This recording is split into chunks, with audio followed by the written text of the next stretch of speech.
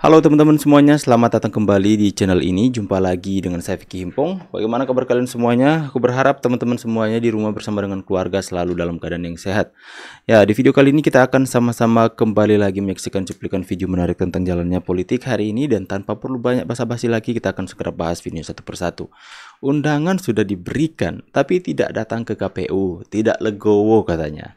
Selalu mencari kambing hitam. Berbohong, jelas-jelas KPU mengatakan mengirimkan undangan penetapan presiden dan wakil presiden kepada Ganjar Mahfud. Tapi katanya KPU nggak kirim undangan sama sekali. Atau jangan-jangan Ganjar Pranowo tidak diperbolehkan datang oleh Bu Mega dan juga Pak Hasto ya. Jelas banget loh pihak KPU Bapak Idam Holik kirim undangan ke semua pihak 01 dan 03. Pasangan calon presiden wakil presiden nomor 3 dan beliau sudah menerima surat yang kami kirim dalam bentuk soft copy semalam ya, dan pihak sekretariat tentunya lebih dulu berkirim surat kepada tim kampanye paslon nomor 3 untuk memastikan surat yang dikirim itu sudah terkirim. Saya secara pribadi berkirim langsung kepada LO. Saya pikir masyarakat sudah bisa menilai lah teman-teman ya.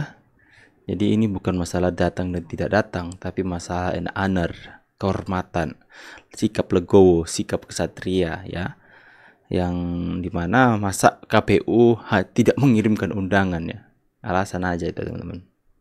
Kamikase yang dilakukan Presiden Jokowi di akhir masa jabatannya memang luar biasa.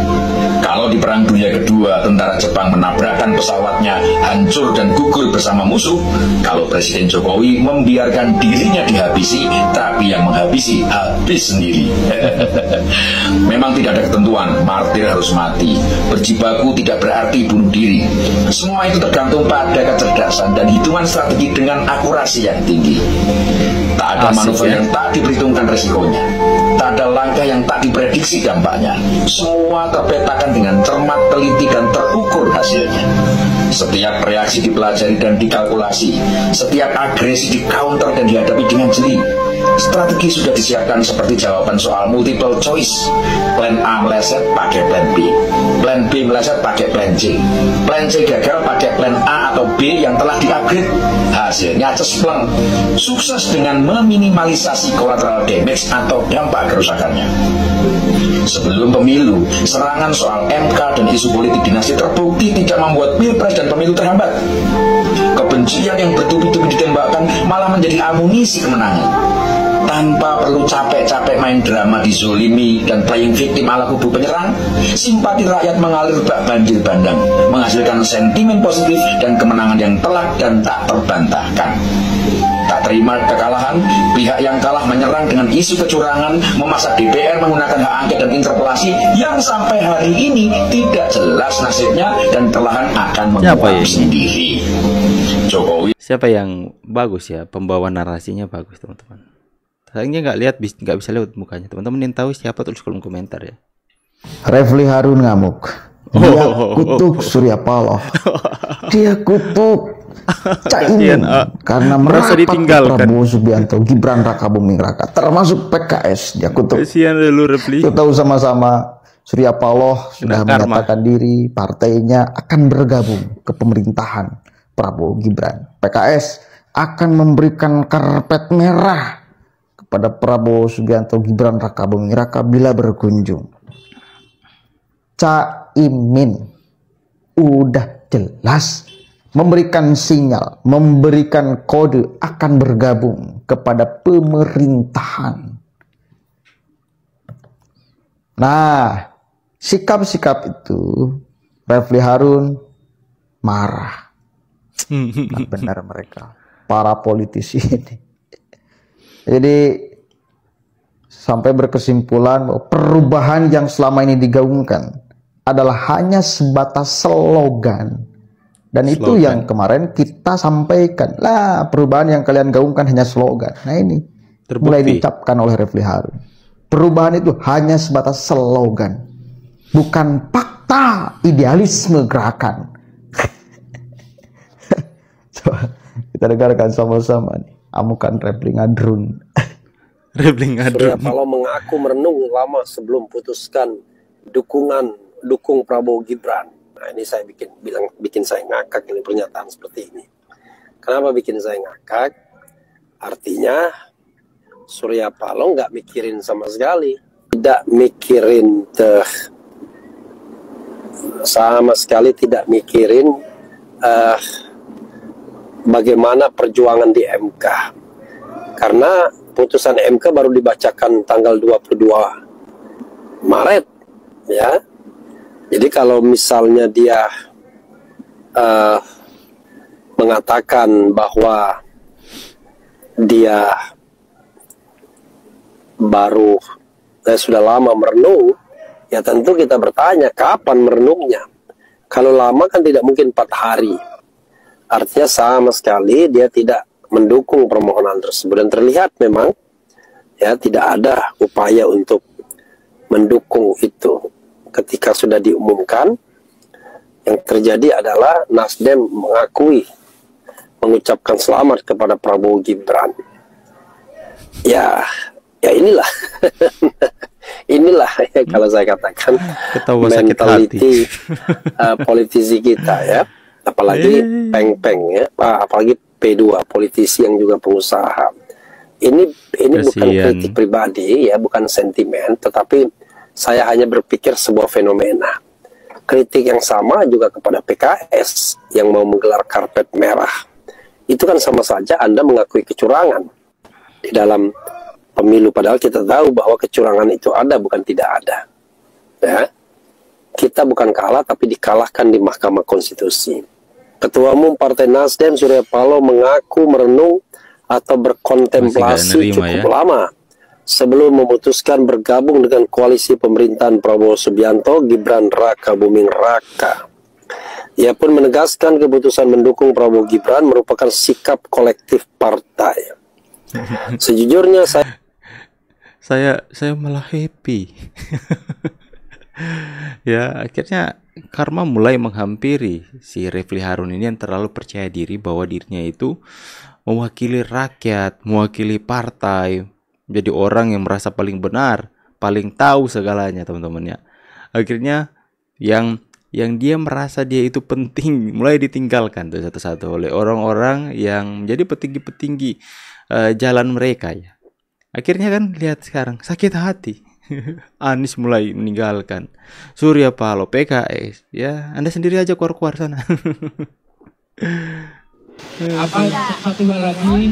Nah, sama kayak anak Aba ini, bingung ke depannya mau ngapain, teman-teman. Ke depan, pergerakan kita ke depan sebagai oposisi.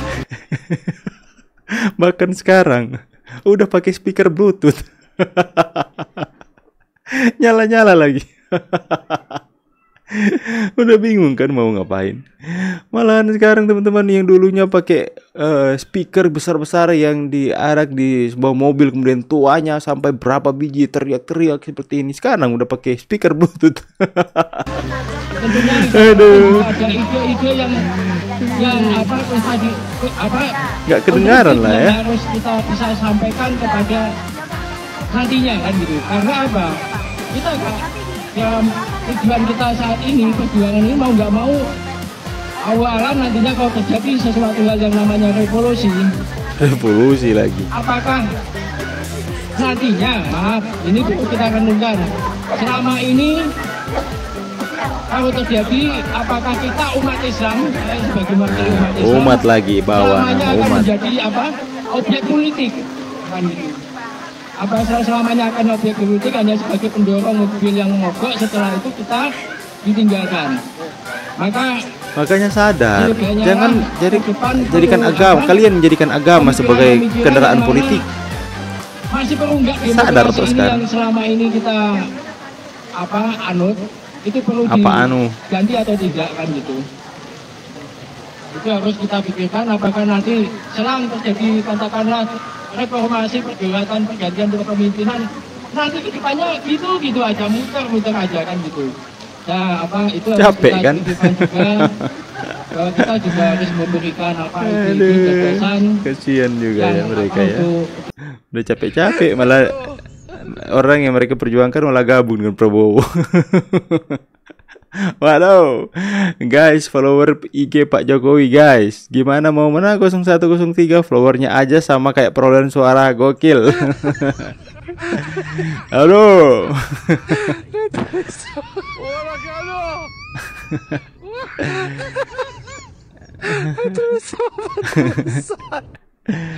Bila ada oposisi, ini dia rekam jejak. Pandangan perspektif berbeda si mulut manis yang membuat masyarakat bisa menilai. Karena itu oposisi itu penting dan si mulut sama-sama manis terhormat. Sayangnya tidak semua orang tahan untuk berada menjadi oposisi. Oke? Seperti sampaikan Pak Prabowo tidak tahan untuk menjadi oposisi. Apa yang terjadi? Beliau sendiri menyampaikan bahwa tidak berada dalam kekuasaan membuat tidak bisa berbisnis, tidak bisa berusaha. Karena itu harus berada dalam kekuasaan. Kekuasaan lebih dari soal bisnis, kekuasaan lebih dari soal uang, kekuasaan soal kehormatan untuk menjalankan kedaulatan rakyat. Sekarang ini membawa perubahan dan istilahnya belum ada kepastian apakah Bapak akan tetap menjadi oposisi dan seperti apa. Masih kuat oposisi, kuat menahan karma. Hasilnya berubah gimana? Kalau ternyata ada putaran kedua gimana? Kalau ternyata ada hasil berbeda gimana? Jadi kita tunggu sampai tanggal 20. Baru kemudian nanti kita akan sampaikan. Tapi saya berpesan tadi, benar. Bahwa di dalam proses pemilu itu akan ada selalu yang menang berada di pemerintahan, yang tidak berada di luar pemerintahan. Saya pegang prinsip itu aja. Prinsipnya yang dipegang. Bila menang berada di dalam pemerintahan, bila tidak menang maka tidak berada di luar pemerintahan. Dan dua-duanya sama-sama penting. Saya pernah katakan bukan di debat. Pertama saya bilang bahwa jangan sampai kita tidak tahan berada di posisi oposisi. Kami sering sampaikan bahwa lawan di dalam pemilu dan pilpres adalah teman dalam demokrasi. Kami membedakan antara lawan dengan musuh. Kalau musuh saling menghabisi, kalau lawan saling menguatkan. Dan kita semua adalah anak-anak bangsa yang sedang berjuang bersama-sama untuk memajukan, menghadirkan perubahan, menghadirkan keadilan, menghadirkan kesejahteraan. Itu semua yang kita kerjakan.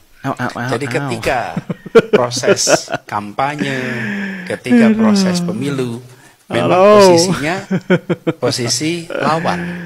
Tapi sesungguhnya kita adalah teman dalam demokrasi. Jadi bila datang waktunya, basahin bibir dulu, Pak. Tentu saja kita siap untuk selalu berdiskusi, tukar pikiran, bertemu, dan tidak pernah sedikit pun ada bayangan bahwa ini adalah sebuah kontestasi yang tidak ada ujungnya. Anda ini berbahaya sekali.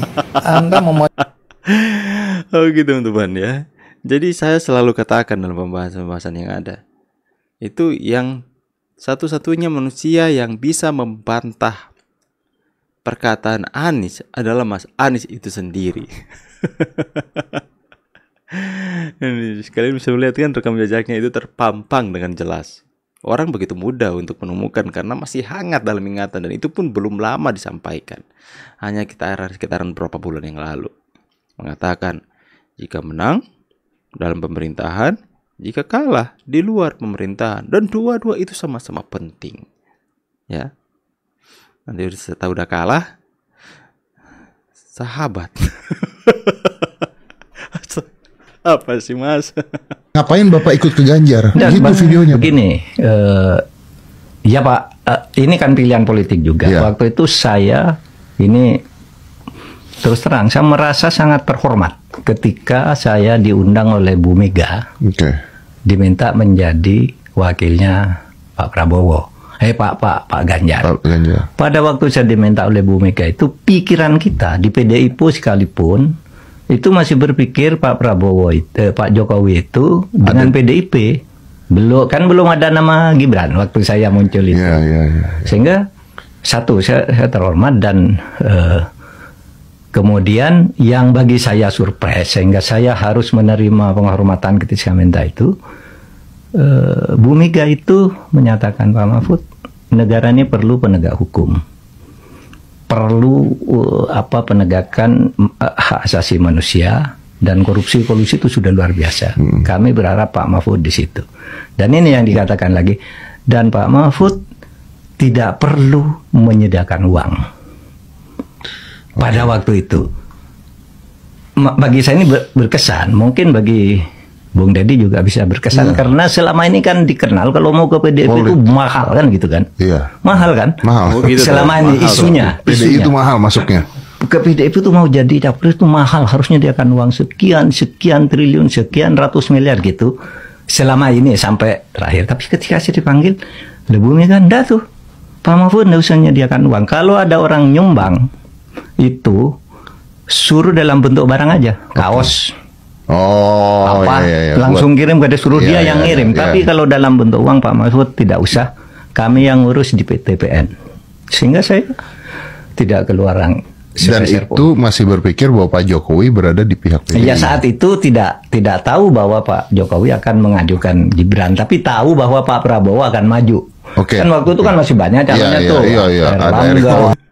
Intinya Pak Mahfud kena prank teman-teman.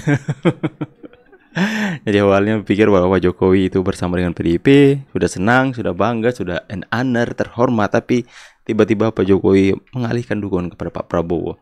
Sebenarnya memang banyak sekali kesaksian bahwa bukan niat Pak Jokowi untuk mengajukan Gibran, tapi itu niat Pak Prabowo, dan kemudian niat Pak Prabowo itu sendiri, dan didukung oleh Gus Miftah kalau nggak salah. Itu ada loh video cerita bagaimana sampai Gibran akhirnya dipilih untuk menjadi cawapresnya Pak Prabowo, yang dimana ada perselisihan paham antara koalisinya Pak Prabowo untuk mengajukan seorang cawapres, dan mereka berbeda paham.